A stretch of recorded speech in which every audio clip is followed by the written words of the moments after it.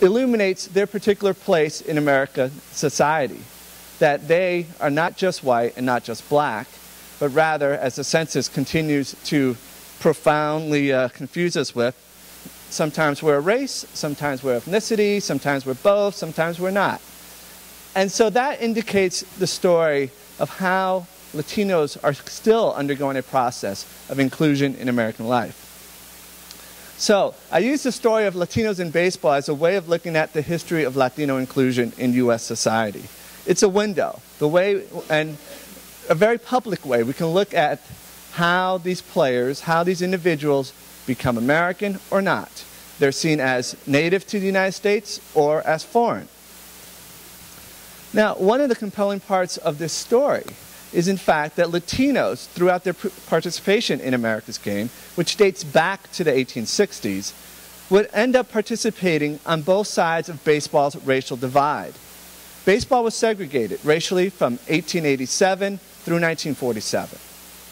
During the period, particularly in the 20th century, 1902 to 1947, we saw Latinos participating both in the Negro Leagues and others in the major leagues, participating on both sides of that racial divide. Yet, for many baseball fans, many followers of the game, that story of Latino participation that dates back to the 1860s is invisible.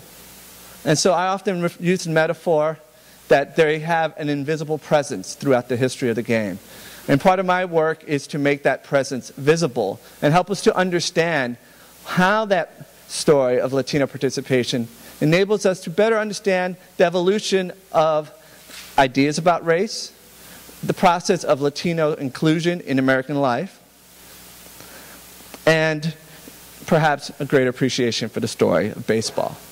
Now, I'm quite fortunate in that I studied baseball because every year it seems somebody is able to put their foot in their mouth and give me some ripe material to speak to.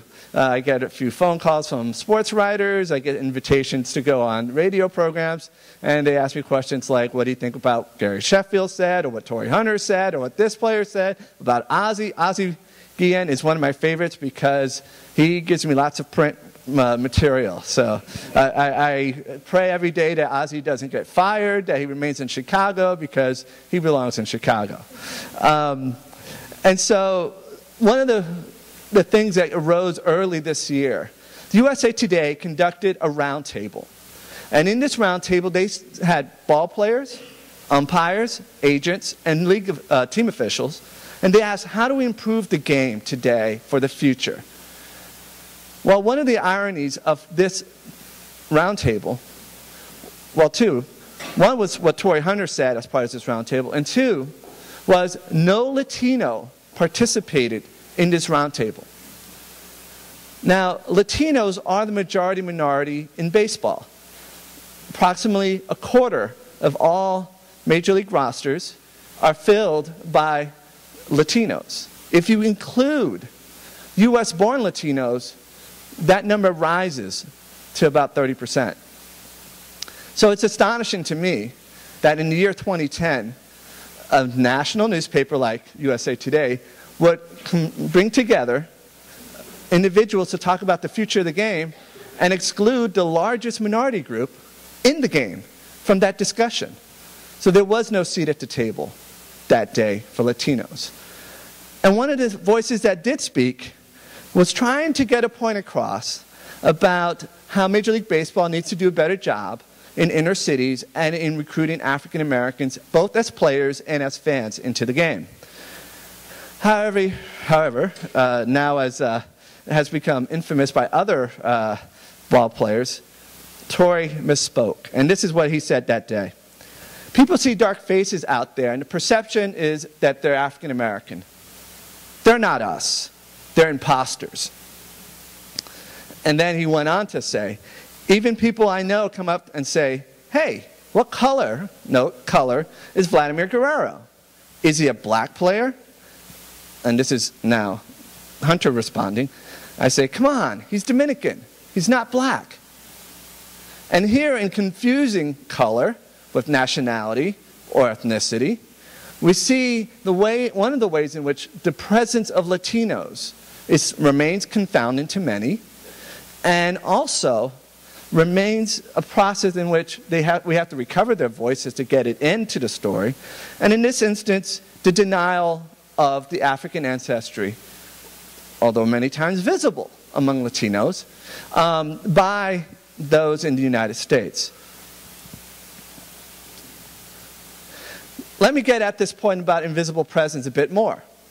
This slide here gives you on the left-hand side a breakdown of the trajectory from which Jackie Robinson broke the color line in 1947, marking the first black player officially to play in Major League Baseball since the 1880s.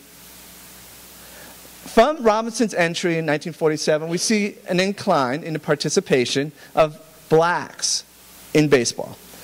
To the point in 1975, we have what was seen as the zenith of black participation, 28%. Then, over the next 30 years, we see a sharp decline, particularly in the 1990s into the 2000s. And this draws a lot of consternation, particularly in 2007, when we see it's the 60th anniversary of Jackie Robinson breaking the color line, and we are at the absolute nadir of black participation, or I should actually say, of African American participation in the national pastime. Now, since then, we've had the numbers increase a little bit, and it's kind of stabilized around at 10%. But note in 1971, this is a grand moment in the history of the game for some.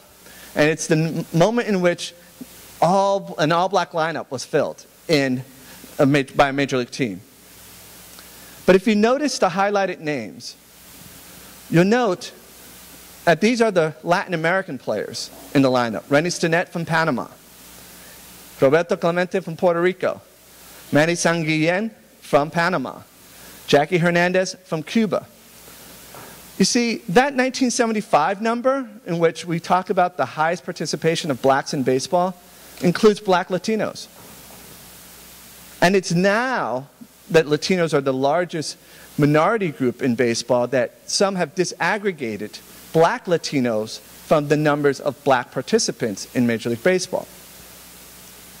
And again, my point here is for us to note that we have a history of black and brown and black Latinos participating in the national pastime that stretches well beyond today.